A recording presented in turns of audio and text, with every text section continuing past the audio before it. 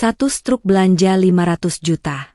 Rahasia besar Mas Wira bukan perselingkuhan, tapi pengorbanan yang mengancam kebangkrutan kami. Selamat datang di cerita Nela. Absen yuk, sahabat dari mana saja nih? Jangan lupa subscribe ya. Bagi yang sudah subscribe, semoga diberi rejeki yang mengalir. Aku memandangi bayangan di balik jendela besar ruang keluarga, mencerminkan sosokku yang berbalut hijab scarf berwarna sage green, kontras dengan sofa velvet abu-abu. Senja di kawasan Jakarta Selatan selalu membawa ketenangan palsu. Semburat jingga yang indah di langit, namun menyimpan kemacetan yang merayap di bawahnya. Hari ini adalah hari Rabu, dan rutinitas Rabu malamku selalu sama. Menyelesaikan pesanan terakhir untuk butik hijab onlineku, menanti kepulangan Mas Wiratama, dan menyiapkan teh hangat di meja kopi. Rutinitas itu adalah bentengku, jaminan bahwa hidupku berjalan damai dan teratur. Setelah 6 tahun menikah dengan Mas Wira, seorang pengusaha di bidang logistik yang sukses, aku merasa sepenuhnya aman. Tidak ada gejolak, tidak ada kekurangan, hanya aliran kehidupan yang tenang seperti sungai yang mengalir deras, namun permukaannya hening. Namun, sore itu terasa sedikit berbeda. Sejak pulang dari pasar sepulang duhur, Yuni, asisten rumah tangga yang sudah 2 tahun bekerja pada kami, tampak gelisah. Biasanya dia cerewet dan selalu bercerita apa saja yang terjadi di pasar, dari tawar-menawar yang berhasil hingga gosip tetangga. Tapi hari ini, dia hanya bergerak kaku, membersihkan berulang kali tempat yang sudah bersih. "Yuni, kamu kenapa? Wajahmu pucat sekali," tegurku lembut sambil melipat satu setelan gamis terbaru. Aku bahkan sudah mengulang pertanyaan itu 2 kali, namun dia hanya menggeleng cepat, matanya menghindari tatapanku. Sikapnya itu membuat perasaanku tidak enak, seperti ada nada sumbang dalam harmoni sempurna rumah tanggaku. Aku mencoba mengabaikannya, menenangkan diriku bahwa mungkin ia hanya sedang sakit perut atau merindukan kampung halaman.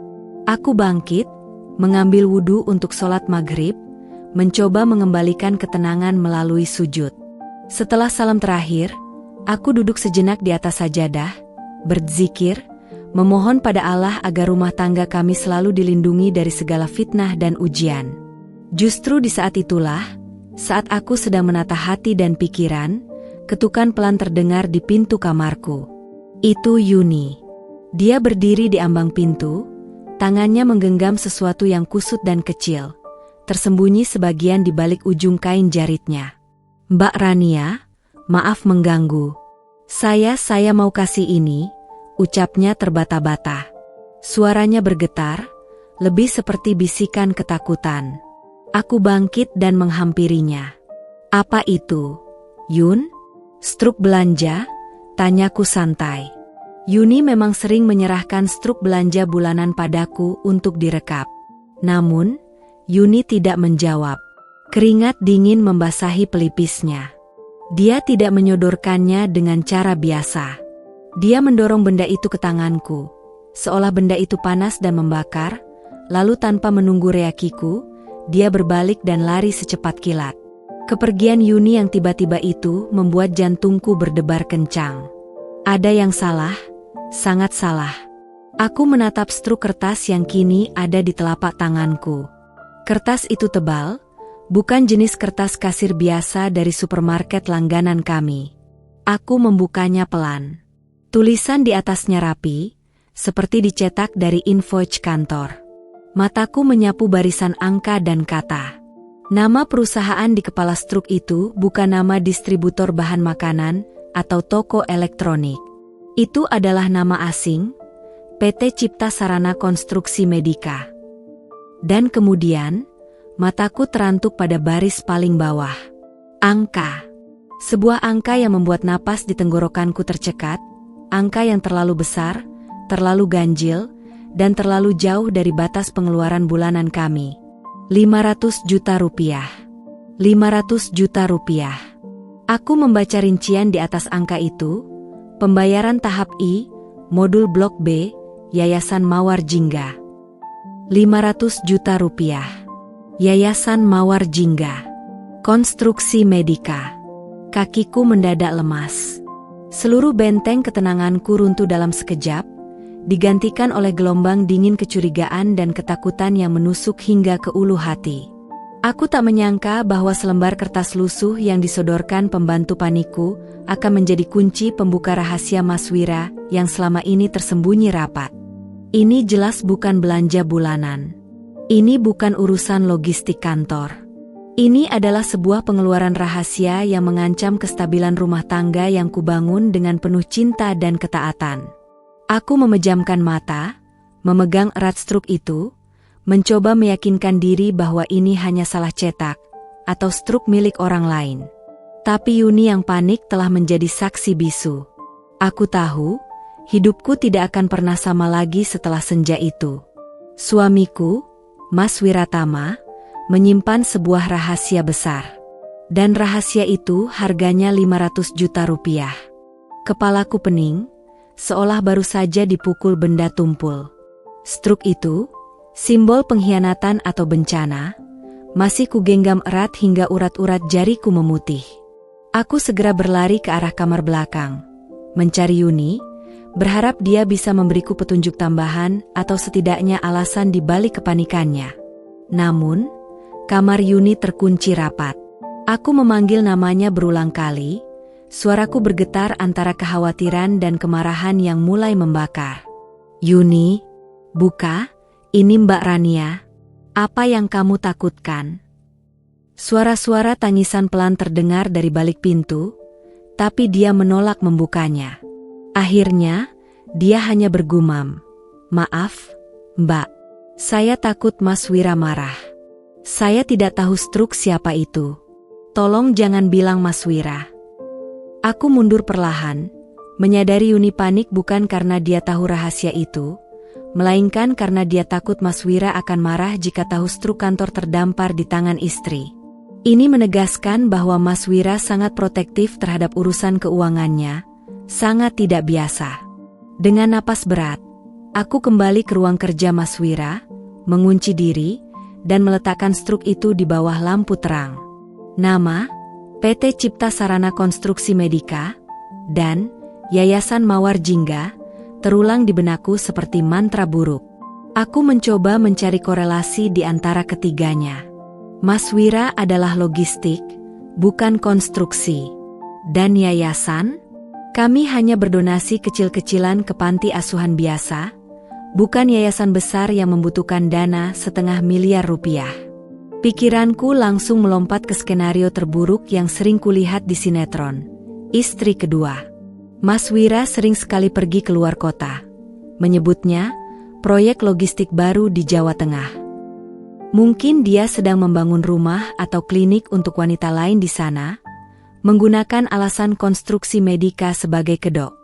Kecurigaan yang masuk akal itu, meskipun kejam, terasa lebih ringan daripada membayangkan suamiku terlibat dalam skandal korupsi besar. Aku meraih ponsel Mas Wira yang ditinggalnya di atas meja kerja. Aku tahu passwordnya karena itu tanggal ulang tahun pernikahanku, satu-satunya hal yang tidak pernah ia lupakan. Aku membuka kalender digitalnya. Memang ada banyak entry, tapi anehnya, entry untuk perjalanan ke Jawa Tengah selalu dikodekan dengan singkatan aneh, seperti Proyek MJ atau Rapat Klien Solo. Aku mencoba membandingkannya dengan rekening koran perusahaan yang biasanya disimpan di laci atas. Jantungku berdebar tak karuan saat tanganku gemetar menarik laci itu. Di sana, terselip di antara tumpukan dokumen pajak, ada printout rekening koran perusahaan selama 8 bulan terakhir. Aku memaksakan diri untuk fokus pada kolom debit.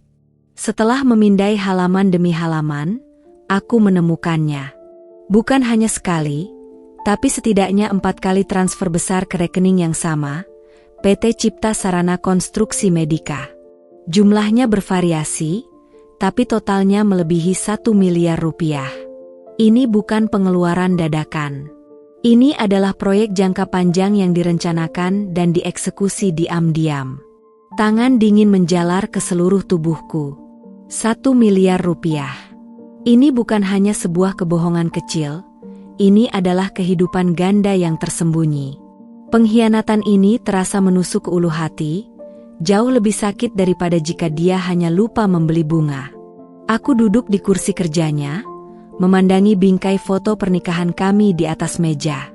Di sana, Mas Wira tersenyum dengan mata penuh cinta yang meyakinkan.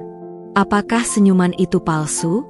Apakah selama ini aku hidup dalam ilusi? Aku mengambil keputusan. Aku tidak bisa menghadapi Mas Wira hanya dengan selembar struk panik dari Yuni. Aku membutuhkan bukti tak terbantahkan, bukti yang menunjukkan bukan hanya apa yang ia lakukan, tetapi mengapa ia menyembunyikannya begitu dalam. Malam itu, aku tidak tidur. Aku habiskan waktu untuk memindai setiap dokumen dan mencetak ulang semua transfer bank. Aku harus tahu apa yang Mas Wira lakukan selama ini. Malam itu terasa panjang dan mencekik. Aku hanya bisa berbaring di tempat tidur, mencoba memproses fakta-fakta keras yang baru saja kulihat. Aku berulang kali meraih ponsel, ingin mengirim pesan kepada Mas Wira, menuntut jawaban, tapi aku menahan diri. Aku tahu emosi tidak akan menyelesaikan masalah. Aku perlu strategi. Sekitar pukul 9 malam, Mas Wira menelepon. Suaranya terdengar serak, "Maaf, sayang, rapatnya molor lagi. Ini proyek besar. Kamu sudah makan?" Aku menelan ludah. Suara itu begitu akrab, begitu penuh perhatian, namun aku tahu di baliknya ada kebohongan yang ia anggap remeh. "Sudah, Mas. Hati-hati di jalan." "Aku tunggu," jawabku, berusaha membuat suaraku terdengar normal. Aku menutup telepon, dan hatiku sakit. Kecurigaan, yang tadinya hanya bisikan, kini berteriak di telingaku.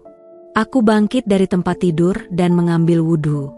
Dalam keadaan bingung dan takut, aku tahu hanya ada satu tempat untuk mencari jawaban yang murni, sajadah. Aku membentangkan sajadah dan mulai menunaikan sholat istikharah, memohon petunjuk.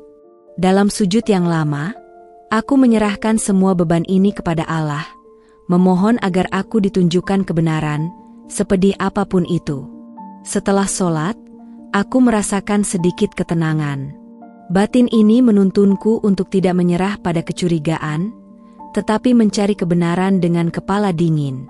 Aku harus melakukan penyelidikan terakhir di rumah ini sebelum aku mengambil langkah besar. Targetku, laci paling bawah di meja kerja Mas Wira, yang selalu terkunci. Aku ingat Mas Wira pernah bergurau bahwa password lacinya adalah gabungan dari tahun kami menikah dan tanggal ulang tahunku. Aku mencoba kombinasi itu, tanganku gemetar. Klek! Laci itu terbuka. Aku menarik napas dalam-dalam. Di dalam, aku menemukan lebih banyak dokumen perusahaan, tapi yang paling menarik perhatianku adalah sebuah folder tebal berwarna hijau stabilo, bertuliskan tangan, MJ Project, sangat rahasia. Di dalamnya, ada tumpukan invoice dan laporan kemajuan pembangunan. Laporan kemajuan itu merinci pembangunan sebuah fasilitas kesehatan kecil, termasuk denah arsitektur. Denah itu menunjukkan Blok B, persis seperti yang tertulis di struk panik Yuni. Ini jelas bukan rumah tinggal, melainkan sebuah klinik rawat inap. Yayasan Mawar Jingga adalah nama pengelola fasilitas itu. Aku terus membalik halaman. Aku menemukan sebuah kontrak pinjaman yang mengejutkan. Pinjaman ini tidak diambil atas nama perusahaan logistik Mas Wira, tetapi atas nama pribadinya, dengan jaminan berupa surat-surat berharga. Skalanya sangat besar, jauh melampaui kemampuan kami jika aset perusahaan tidak dilibatkan. Ketakutanku bergeser dari pengkhianatan emosional menjadi kehancuran finansial total. Dan di halaman paling akhir, terselip sebuah foto kecil yang sudah agak buram. Mataku langsung menangkapnya. Itu adalah foto seorang gadis kecil yang tersenyum lebar, memakai gaun merah muda, dengan mata yang sangat mirip denganku. Gadis itu adalah Aira, adikku yang meninggal 10 tahun lalu karena penyakit langka. Jantungku seperti diremas. Aira, Yayasan Mawar Jingga.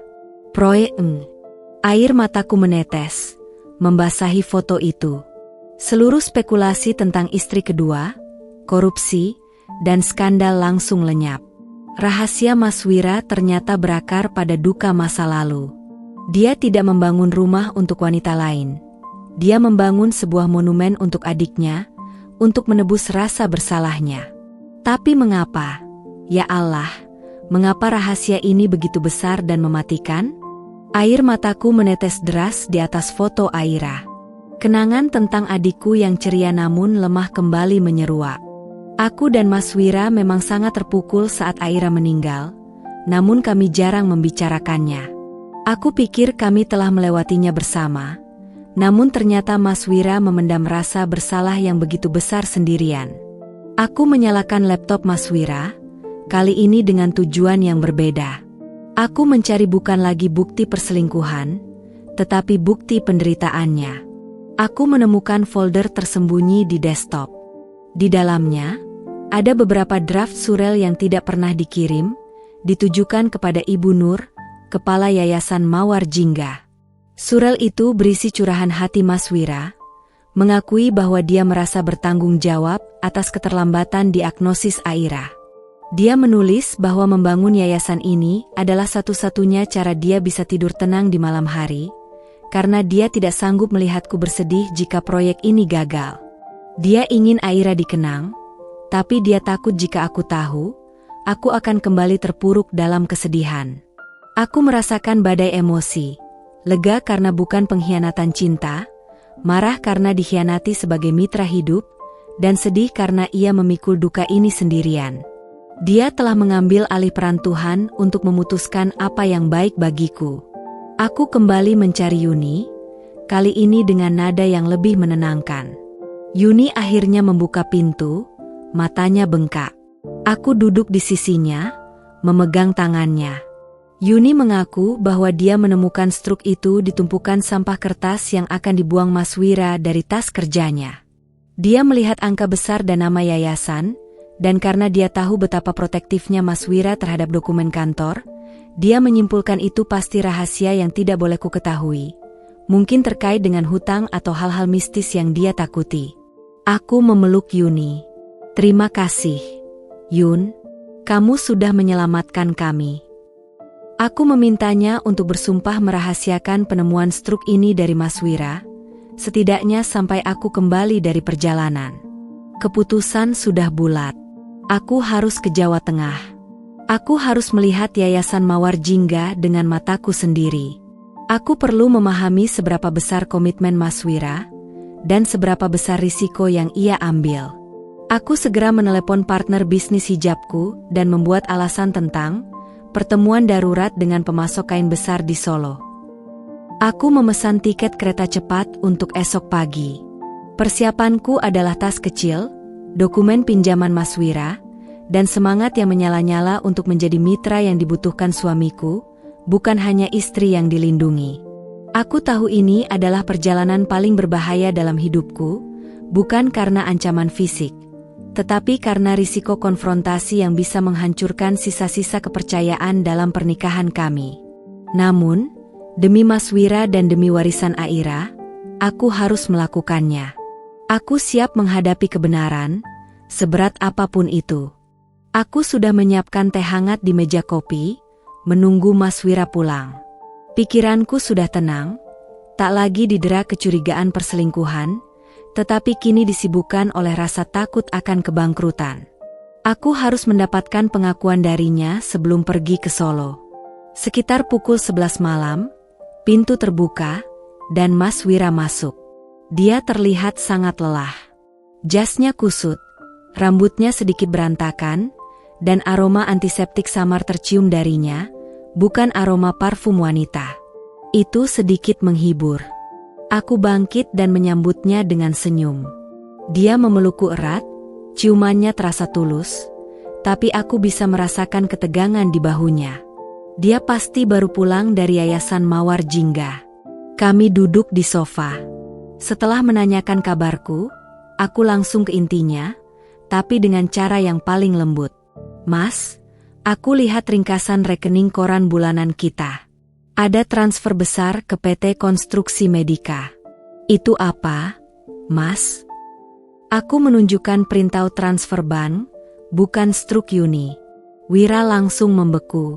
Wajahnya yang kelelahan seketika pucat pasi. Dia menghela napas panjang, mengusap wajahnya. Dia tahu dia tertangkap, tetapi dia memilih kebohongan yang paling aman. Oh, itu, katanya, berusaha terdengar santai, tapi suaranya bergetar. Itu, investasi sosial, sayang. Untuk perusahaan. Kita harus mengalokasikan dana CSR untuk pemotongan pajak yang besar, dan proyek pembangunan ini sangat menjanjikan untuk citra perusahaan.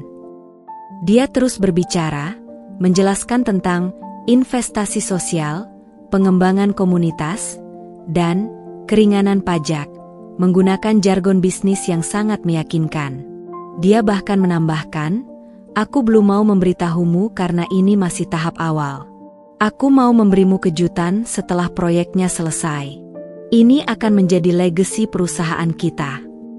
Sebuah legasi untuk perusahaan, bukan untuk Aira. Dia dengan sengaja menghindari nama Aira, menghindari nama Yayasan Mawar Jingga, dan mereduksi pengorbanan emosional yang bernilai 1 miliar lebih itu hanya menjadi alat pengurangan pajak. Kebohongan itu, yang bertujuan untuk melindungi perasaanku, justru melukai perasaanku sebagai pasangannya. Dia tidak hanya menyembunyikan rahasia, dia juga meragukan kemampuanku untuk memahami rasa sakitnya. Aku menyadari bahwa aku tidak bisa mendapatkan kebenaran yang utuh di Jakarta. Aku harus melihatnya di Solo. Aku mengangguk perlahan, berpura-pura puas. Oh, begitu. Bagus sekali, Mas. Aku bangga padamu. Senyum palsuku terasa hambar di lidah. Ngomong-ngomong, Mas, besok pagi aku ada urusan mendadak ke Solo.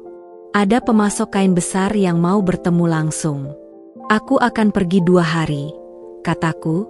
Wira terlihat sangat lega. Ia menyambut rencana perjalananku dengan kebahagiaan yang berlebihan. Bagus, sayang. Timingnya pas sekali. Kamu bisa sekalian istirahat dari urusan butik. Dia tidak tahu bahwa aku pergi bukan untuk istirahat, melainkan untuk menggali kuburan rahasia yang ia gali sendiri. Aku membiarkan kebohongan kecil ini menjadi tiketku menuju kebenaran yang besar. Malam itu, kami tidur berdampingan, tapi hatiku sudah berada di Jawa Tengah, bersiap menghadapi kenyataan.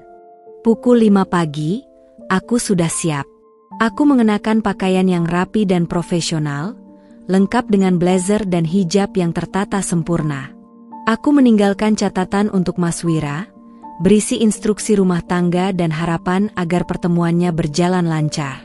Aku juga pamit pada Yuni, yang menatapku dengan mata penuh kekhawatiran dan dukungan. Perjalanan dengan kereta cepat terasa panjang. Pemandangan sawah dan gunung Jawa Tengah melintas cepat di jendela, tetapi pikiranku jauh lebih cepat. Aku terus membaca dokumen kontrak pinjaman itu. Jaminan saham mayoritas perusahaan logistik Mas Wira. Rasanya seperti memegang sebilah pisau tajam. Aku mulai merasionalisasi. Mas Wira pasti sangat tertekan saat menandatangani dokumen ini. Dia pasti berpikir dia bisa menyelesaikan proyek itu sebelum cicilan besar datang, tetapi konstruksi selalu tertunda. Dia tidak pernah bermaksud menghancurkan kami, dia hanya terobsesi untuk menepati janjinya pada Aira. Sesampainya di stasiun Solo, aku menyewa mobil pribadi dengan sopir. Aku meminta sopir itu mengantarku ke alamat yang tertera di dokumen, yang ternyata berada di pinggiran kota, jauh dari keramaian pusat Solo. Selama perjalanan, aku mencoba bersikap tenang. Aku bertanya kepada sopir tentang Yayasan Mawar Jingga. Sopir itu mengatakan yayasan itu terkenal di kalangan lokal, karena menangani kasus anak-anak yang sakit parah, seringkali tidak mampu. Reputasinya bersih, dan mereka selalu mencari donatur. Aku semakin merasa bersalah. Bagaimana mungkin aku meragukan niat suamiku, padahal perbuatannya menghasilkan kebaikan yang nyata? Tapi kebaikan yang merusak diri sendiri bukanlah kebaikan. Setelah hampir 1 jam perjalanan, sopir mengurangi kecepatan. Di hadapanku, di sebuah lahan yang cukup luas, berdiri bangunan baru bercat krem dan hijau muda. Bangunan itu tampak modern namun sederhana, jauh dari kesan mewah. Sebuah spanduk besar bertuliskan, Klinik Rawat Inap Penelitian Penyakit Langka Anak, Yayasan Mawar Jingga. Aku meminta sopir untuk menunggu. Aku turun dari mobil, gemetar. Aku mengambil waktu sejenak, memandangi bangunan itu. Di sana, di samping pintu masuk utama, terdapat sebuah taman kecil yang indah, dipenuhi bunga-bunga ungu dan putih. Di tengah taman itu, ada plakat marmer kecil. Aku berjalan perlahan ke plakat itu. Hatiku mencelos saat membaca ukiran sederhana di sana. Untuk Aira. Kami berjanji, tidak ada lagi anak yang sendirian. Wektem. Wiratama. Itu adalah inisialnya. Dan di bawahnya, ada ukiran bunga mawar jingga. Air mata membasahi pipiku. Bukan air mata kemarahan, tapi air mata kepedihan. Mas Wira benar-benar membangun monumen untuk adikku. Perasaanku berubah total. Aku datang untuk mencari bukti pengkhianatan finansial, tapi aku justru menemukan bukti pengorbanan cinta yang terpendam. Aku merapikan hijab dan menghapus air mata. Sekarang, aku tidak hanya menyelidiki, aku juga berhak melindungi warisan adikku. Dengan langkah mantap, aku memasuki klinik itu, berpura-pura menjadi calon donatur besar dari Jakarta. Aku disambut oleh seorang wanita parubaya yang ramah dengan senyum menenangkan. Dialah Ibu Nur, kepala Yayasan Mawar Jingga. Dia membawaku ke ruang tamu kecil yang bersih. Aku memperkenalkan diri sebagai Rania dari perusahaan yang tertarik pada Corporate Social Responsibility, CSR. Ibu Nur dengan antusias menceritakan kisah yayasan. Dia menjelaskan bahwa Mawar Jingga didirikan atas inisiatif seorang donatur anonim yang sangat berdedikasi. Donatur tersebut memiliki trauma mendalam karena kehilangan orang yang dicintai akibat penyakit langka, dan ingin memastikan fasilitas diagnostik dan pengobatan tersedia secara gratis. Donatur kami benar-benar malaikat, Bu Rania, ujar Ibu Nur dengan mata berkaca-kaca. Dia tidak pernah mau disebut namanya. Dia hanya ingin anak-anak ini punya kesempatan yang tidak didapatkan oleh Aira. Aku harus menahan diri agar tidak menangis. Namanya, Aira, disebut dengan kelembutan yang menyakitkan. Ibu Nur kemudian mengajakku berkeliling.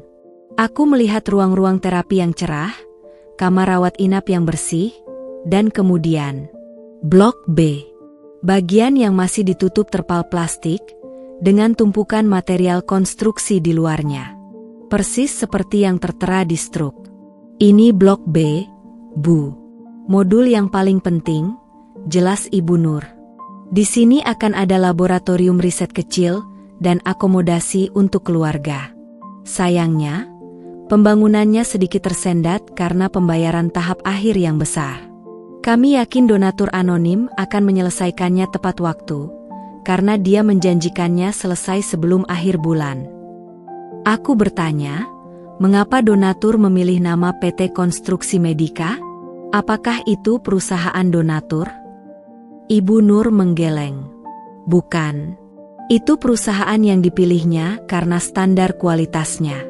Donatur kami hanya ingin proyek ini berjalan profesional, tidak mau ada dana yang tercecer di yayasan. Semua uang ditransfer langsung ke kontraktor, di bawah jaminannya sendiri.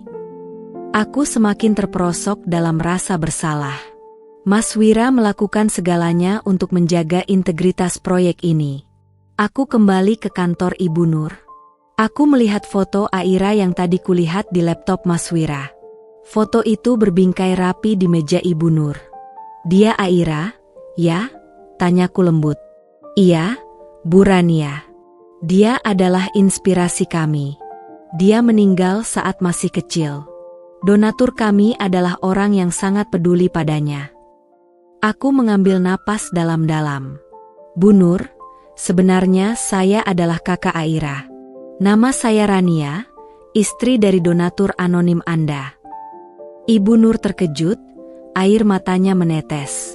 Dia bangkit dan memelukku erat. Akhirnya, rahasia emosional Mas Wira terungkap. Ada kelegaan yang luar biasa. Setelah kami tenang, Rania memutuskan untuk berterus terang tentang kekhawatiran finansial. Saya datang karena saya khawatir, Bu. Saya menemukan dokumen yang menunjukkan Mas Wira mengambil risiko besar. Ibu Nur terlihat takut. Dia kemudian melihat ke teleponnya. Tiba-tiba, dia mendapat panggilan. Dia berbisik kepadaku, "Tolong, Bu Rania, jangan bicara. Ini dari pihak kontraktor." Ibu Nur berbicara dengan suara tercekat, mencoba terdengar tenang.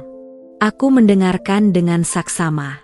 Pembicaraan itu berkisar pada tekanan pembayaran yang harus diselesaikan dalam waktu 10 hari. Kontraktor mengancam akan menghentikan total pekerjaan dan, yang lebih parah, melaporkan default pinjaman jika pembayaran Blok B tidak dilakukan. Kami tidak bisa menundanya lagi, Bu Nur. Jaminan dari Tuan Wira sudah terikat, terdengar suara keras dari seberang telepon. Ibu Nur memohon, "Tolong, beri kami waktu sedikit lagi. Donatur kami pasti akan menyelesaikannya." Setelah telepon ditutup, Ibu Nur terlihat hancur. Dia duduk dan menatapku dengan mata memohon. "Bu Rania, ini yang paling membuat kami takut. Dana 500 juta yang terakhir itu adalah cicilan pinjaman yang diambil Tuan Wira dengan jaminan saham perusahaannya. Kontraktor mengira itu sudah dibayar. Tapi itu hanya uang muka untuk mengamankan pekerjaan." "Pinjaman? Dengan jaminan saham?" tanyaku, meski sudah tahu jawabannya dari dokumen Mas Wira. Mendengarnya secara langsung terasa jauh lebih nyata. Ibu Nur menjelaskan bahwa Mas Wira sangat terdesak. Kontraktor awalnya meminta jaminan uang tunai, tapi Mas Wira tidak punya. Karena ingin cepat selesai, Mas Wira menjaminkan saham perusahaannya, yakin dia akan mendapatkan dana talangan dari proyek logistik lain sebelum jatuh tempo. Dia sangat tertekan, Bu. Dia bilang, dia lebih baik kehilangan perusahaan daripada gagal menepati janji untuk Aira. Bisik Ibu Nur. Dia sudah terperangkap dalam lingkaran rasa bersalah. Air mataku kembali mengalir. Ternyata, Mas Wira tidak hanya menyembunyikan duka. Dia menyembunyikan risiko yang bisa menghancurkan seluruh kehidupan kami. Rasa lega karena bukan pengkhianatan cinta kini digantikan oleh ketakutan yang mencekam. Aku sadar bahwa perjuanganku kini bukan lagi untuk mencari tahu, tetapi untuk menyelamatkan Mas Wira dari dirinya sendiri. Yayasan itu memang mulia, tetapi mempertaruhkan segalanya adalah tindakan nekat yang didorong oleh trauma. Aku segera berpamitan kepada Ibu Nur, berjanji akan menyelesaikan masalah ini. Aku kembali ke Jakarta hari itu juga, membatalkan semua rencana bisnis palsuku. Aku kembali ke rumah, menemukan Mas Wira sudah di rumah, menungguku. Dia tampak gelisah. Dia bertanya, "Kenapa kamu pulang cepat, sayang? Bukankah pertemuanmu masih besok?" Aku tidak menjawab. Aku hanya meletakkan 3 benda di atas meja di hadapannya. Struk panik Yuni, foto Aira dari laci rahasia, dan dokumen pinjaman saham perusahaannya. Aku menatap matanya dalam-dalam. Mas Wira menatap tumpukan bukti itu, wajahnya berubah dari gelisah menjadi putus asa. Dia tidak berani menatapku. Tangannya gemetar saat meraih struk kusut itu. "Rania, aku bisa jelaskan," katanya, suaranya sangat pelan, hampir tidak terdengar. Aku menggeleng. "Aku tidak butuh penjelasan lagi, Mas. Aku sudah pulang dari Solo. Aku sudah bertemu Ibu Nur. Aku sudah melihat Blok B. Aku sudah tahu tentang warisan Aira." Mendengar nama Aira dan yayasan disebut bersamaan, Wira langsung roboh di kursinya. Dia menutup wajahnya dengan kedua tangan, dan aku mendengar suara isakan. Untuk pertama kalinya dalam 6 tahun, aku melihat Mas Wira menangis sejadi-jadinya. Ini adalah ratapan rasa bersalah yang telah ia pendam selama bertahun-tahun. Aku duduk di sebelahnya, tidak memeluknya, tetapi membiarkannya mengeluarkan semua emosinya. Aku harus menjaga jarak emosional agar aku bisa tetap fokus pada masalah utama, krisis finansial yang mengancam. Setelah beberapa saat, dia mendongak. Matanya merah dan bengkak. Dia mulai bercerita, bukan lagi dengan kebohongan manis, tetapi dengan kejujuran yang pahit. Dia menceritakan bagaimana dia selalu merasa dialah yang seharusnya lebih proaktif saat Aira sakit. Bagaimana dia berjanji pada Aira di detik-detik terakhirnya bahwa dia akan membantu anak-anak lain. Dia takut jika aku tahu, aku akan terpuruk lagi. Dia takut aku akan menyalahkannya, atau lebih buruk, menyalahkan diriku sendiri. Aku takut kamu akan melihatku sebagai suami yang tidak berguna, yang gagal melindungi adikmu, bisiknya parau. Aku ingin menebusnya sendirian, Rania. Aku ingin memberimu kejutan, memberimu klinik ini sebagai hadiah tanpa harus menyentuh lukamu lagi. Aku meraih tangannya. Aku memaafkan niat baikmu, Mas. Aku menghargai pengorbananmu untuk Aira. Tapi, kamu mengkhianati aku sebagai mitra hidup. Kamu menanggung beban 1 miliar rupiah sendirian, mempertaruhkan seluruh perusahaan, hanya karena kamu pikir aku terlalu lemah untuk mengatasinya. Perusahaan ini adalah milik kita berdua. Pinjaman ini seharusnya menjadi keputusan kita berdua, kataku tegas. Aku tidak butuh perlindunganmu dari rasa sakit.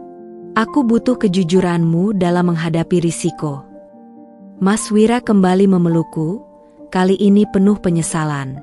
Dia setuju. Dia mengakui kesalahannya yang fatal.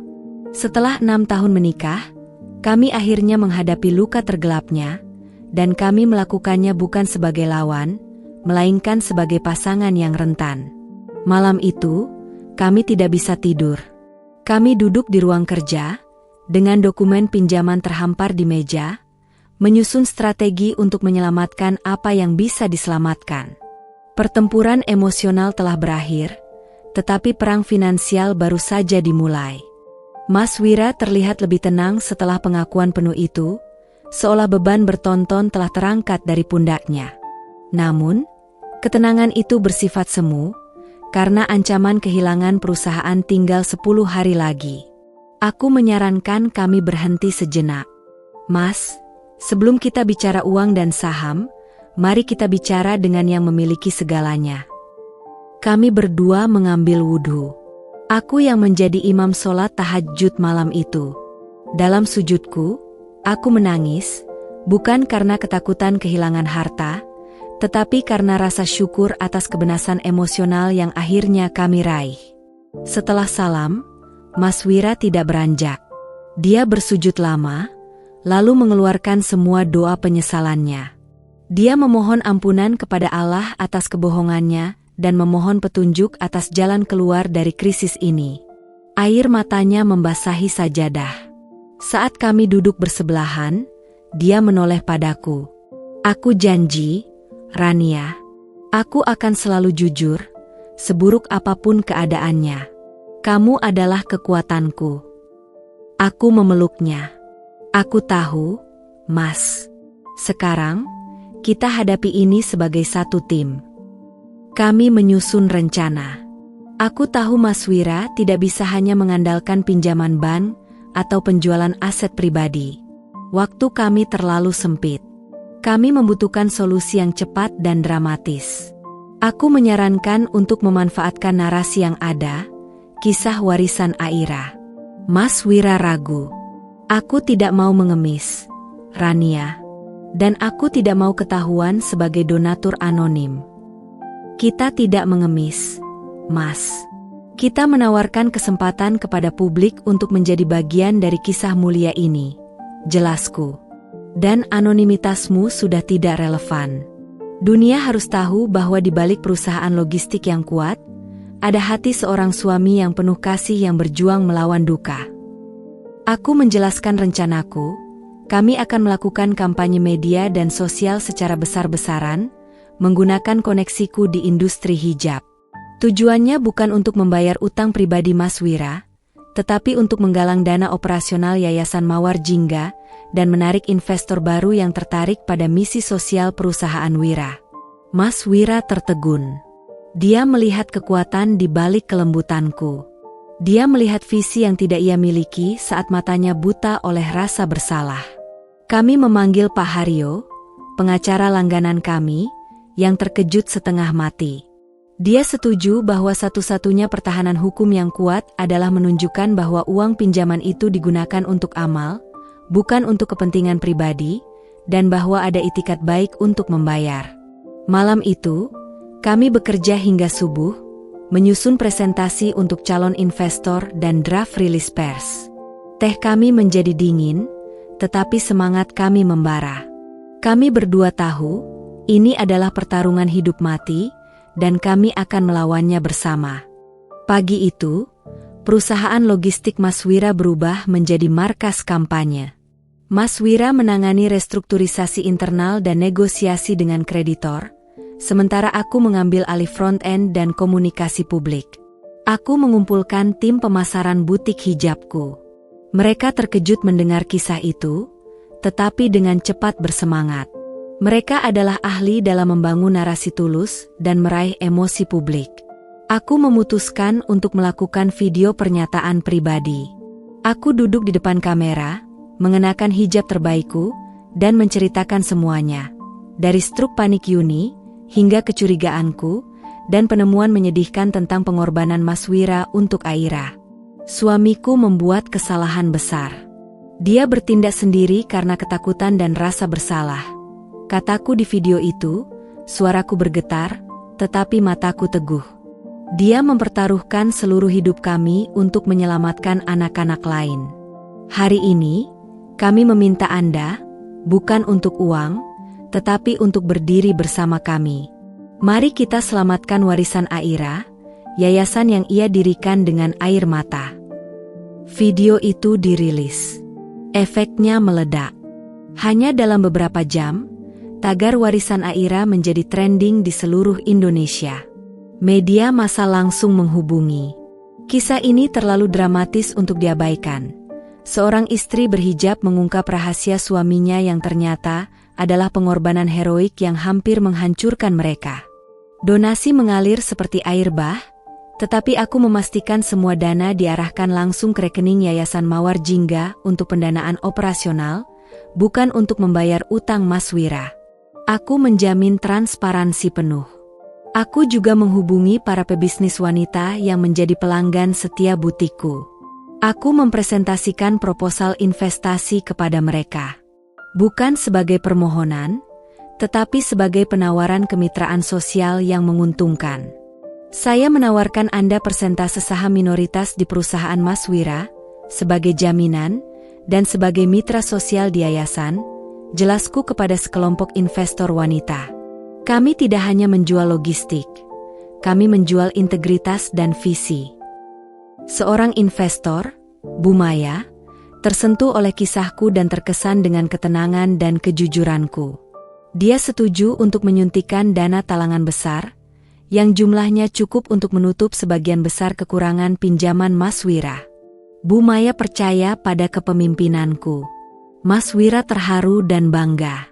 Dia melihat bagaimana Rania, yang selama ini ia anggap terlindungi dari dunia bisnis yang kejam, ternyata adalah negosiator yang ulung dan public figure yang sangat kredibel. 7 hari berlalu. Kami masih kurang sedikit dana, tetapi waktu terus berjalan. Aku tahu, pertarungan terakhir akan terjadi di meja negosiasi. Sisa waktu 2 hari. Kami berhasil mengumpulkan 90% dari dana yang dibutuhkan, berkat Bu Maya dan likuidasi aset pribadi Mas Wira. Kurangnya 10% terakhir adalah jumlah yang kecil, tetapi kritis. Kreditor, yang diwakili oleh PT Konstruksi Medika, menolak negosiasi. Mereka ingin mengambil saham Wira. Aku mendapat ide terakhir.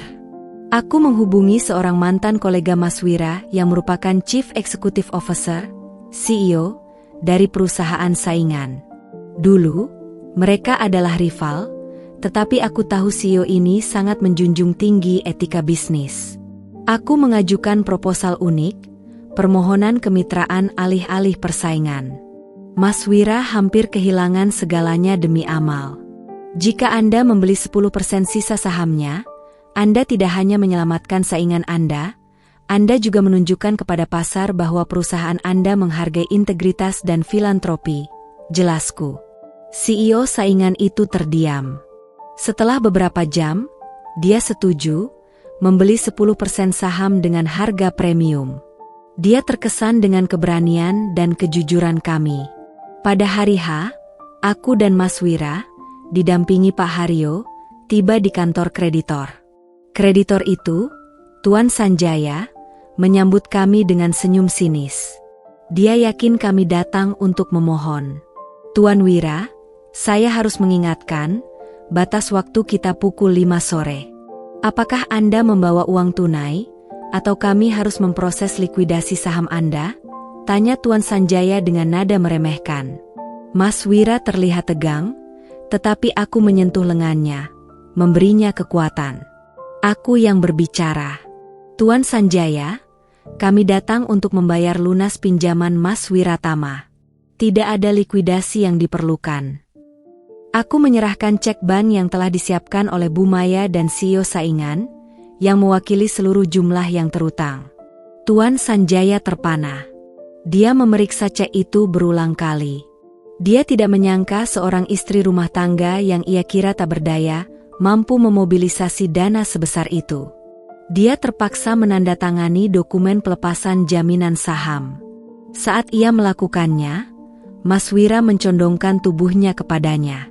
Semoga Anda ingat, Tuan Sanjaya. Bisnis didirikan di atas kepercayaan, bukan hanya di atas kontrak. Saat kami berjalan keluar dari kantor yang menyesakan itu, Mas Wira berhenti, memelukku erat-erat di koridor. Dia tidak berkata apa-apa, tetapi pelukannya mengatakan segalanya. Rasa syukur, cinta, dan pengakuan. Krisis finansial telah berakhir. Perusahaan Mas Wira stabil, tetapi kepemilikannya sedikit berubah. Kini ada mitra yang memegang saham minoritas yang beretika.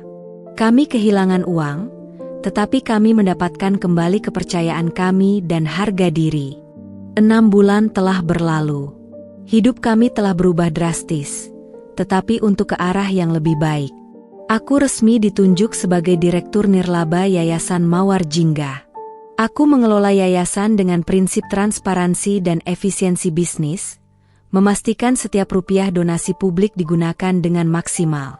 Mas Wira kembali ke perusahaan logistiknya, tetapi kini dia memiliki tujuan baru. Perusahaannya kini memiliki program CSR yang terintegrasi penuh dengan Mawar Jingga, memberikan keuntungan ganda, bisnis yang stabil dan misi sosial yang kuat. Mawar Jingga berkembang pesat.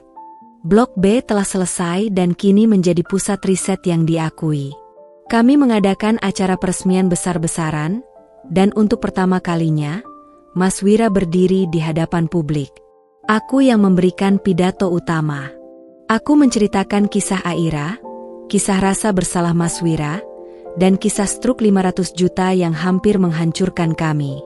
Kami belajar bahwa cinta dan kesetiaan sejati tidak diukur dari uang di rekening, tetapi dari kemampuan untuk menghadapi badai bersama, kataku.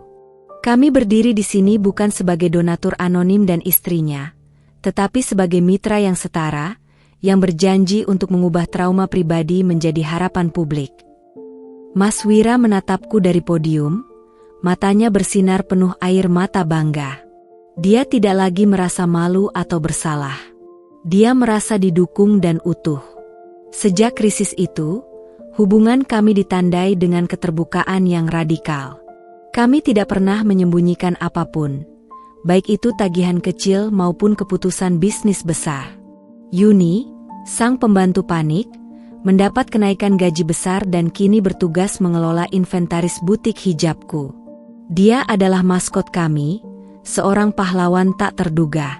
Aku telah menemukan panggilan hidupku, menjembatani dunia bisnis yang kubangun dengan kebaikan hati yang dimiliki suamiku. Aku menyadari bahwa hijab yang kukenakan bukan hanya penutup aurat, tetapi simbol kekuatan dan ketegasan dalam menghadapi tantangan. Kami kembali ke rutinitas kami. Mas Wira pulang, aku menyambutnya dengan teh hangat. Tapi sekarang, kami menyajikan teh itu di ruang kerja kami, di mana kami berdua duduk, membahas keuangan yayasan dan perusahaan, sebagai satu tim yang tak terpisahkan. Perbedaan besar kini adalah, aku tidak lagi merasa aman karena ketidaktahuan. Aku merasa aman karena tahu bahwa kami bisa menghadapi setiap rahasia dan setiap krisis bersama-sama. Setahun setelah krisis berlalu, Yayasan Mawar Jingga telah menjadi salah satu yayasan nirlaba paling terkemuka di Jawa Tengah. Aku menjabat sebagai Direktur Eksekutif, memimpin operasional harian. Aku telah beradaptasi sepenuhnya dengan peran baruku, menggunakan keterampilan manajemen dari butik onlineku untuk mengelola dana amal dan sukarelawan. Mas Wira, meskipun sibuk dengan perusahaan logistik, mendedikasikan waktu akhir pekannya untuk yayasan, menggunakan jaringannya untuk mendapatkan alat-alat medis dan dukungan transportasi. Suatu sore, aku dan Mas Wira mengunjungi kembali bangunan Blok B. Sekarang, tempat itu penuh dengan perawat, dokter, dan anak-anak yang tertawa. Tawa yang dulu tidak bisa didengar Aira. Mas Wira berdiri di sampingku, menatap plakat marmer Aira di taman kecil. Dia tersenyum, senyum yang tulus, tanpa beban rasa bersalah. "Terima kasih, Rania," bisiknya. "Aku selalu berpikir aku harus menebus kesalahanku dengan uangku sendiri. Tapi kamu mengajariku bahwa tebusan yang paling mulia adalah melibatkan orang lain dalam kebaikan." Aku menyandarkan kepalaku di bahunya. "Kebaikan itu sudah ada di hatimu, Mas. Aku hanya membantumu membuang rasa takut dan keangkuhan yang menyembunyikannya." Kami mulai mendokumentasikan perjalanan ini. Aku menulis artikel dan berpartisipasi dalam seminar, menceritakan kisah warisan Aira sebagai studi kasus tentang bagaimana krisis pribadi dapat menjadi katalisator untuk kebaikan publik. Butik hijabku kini berfungsi sebagai merek sosial, dengan koleksi khusus Mawar Jingga, di mana sebagian keuntungannya disumbangkan. Ini memberikan kedalaman moral baru pada bisnisku. Aku juga menyadari betapa pentingnya peran Yuni. Tanpa kepanikan dan kejujuran polosnya, kami mungkin akan terlambat.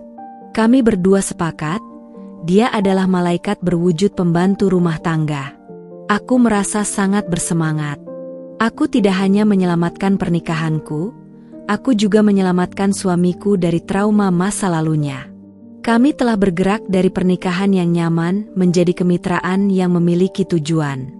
Kesempurnaan pernikahan kami kini bukanlah tidak adanya masalah, melainkan kehadiran tujuan yang lebih besar dari kami berdua. Rasa syukur yang mendalam menyelimuti hatiku, menandakan bahwa aku telah menemukan kedamaian sejati, kedamaian yang dibangun di atas kejujuran dan pengorbanan bersama. Bab 15. Epilog, ketenangan yang dibingkai. 2 tahun telah berlalu. Kami duduk di ruang kerja kami yang didesain ulang. Ruangan itu kini lebih terang, dengan 2 meja kerja yang saling berhadapan, melambangkan kemitraan yang setara. Di dinding, tergantung sebuah figura. Di dalamnya, terbingkai selembar kertas lusuh, struk belanja senilai 500 juta rupiah, dan di sampingnya, sebuah tulisan tangan Mas Wira, awal dari segala kebaikan dan kemitraan sejati. Aku sedang meninjau laporan tahunan yayasan, sementara Mas Wira sedang mempersiapkan kontrak logistik untuk pengiriman obat-obatan gratis ke pelosok daerah. Mas Wira meraih cangkir tehnya, tersenyum padaku. "Kadang aku masih tidak percaya, Rania, hanya karena selembar struk dan kepanikan Yuni, seluruh hidup kita berbalik 180 derajat." Aku tertawa. "Itu adalah pengingat, Mas, bahwa Allah mengirimkan pesannya melalui cara yang paling tidak terduga. Aku tidak menyangka suamiku selama ini melakukan ini, pengorbanan yang begitu besar, disembunyikan begitu rapat. Aku menatap figura itu dengan rasa terima kasih. Struk itu bukan lagi simbol ketakutan. Itu adalah bukti bahwa setiap rahasia memiliki kekuatan, baik untuk menghancurkan maupun untuk membangun kembali. Perusahaan Mas Wira semakin makmur. Ironisnya, setelah dia melepaskan sebagian kontrol dan menjadikannya perusahaan yang beretika, rezekinya justru semakin berlimpah. Hubungan kami menjadi panutan bagi banyak pasangan di lingkaran pertemanan kami. Kami menjadi contoh nyata bahwa keterbukaan, bahkan di tengah krisis keuangan terbesar, adalah kunci kesuksesan rumah tangga. Kami tidak pernah melupakan Aira, tetapi duka itu telah berubah menjadi tindakan nyata. Yayasan Mawar Jingga adalah perwujudan cintanya dan komitmen kami. Aku menyandarkan punggungku di kursi, memandangi Mas Wira yang terlihat bahagia. Aku bangga pada diriku sendiri karena telah memilih untuk mencari tahu kebenaran, alih-alih menyerah pada kecurigaan. Aku bangga pada Mas Wira karena keberaniannya untuk mengakui kerapuhannya. Inilah akhir yang sesungguhnya. Bukan akhir yang mulus dan tanpa konflik, tetapi akhir yang utuh, yang ditempa oleh badai dan diperkuat oleh iman. Kami menemukan ketenangan yang abadi. Ketenangan yang dibangun di atas pondasi kejujuran, pengorbanan, dan kemitraan yang tidak akan pernah bisa dihancurkan oleh rahasia, sekecil apapun itu.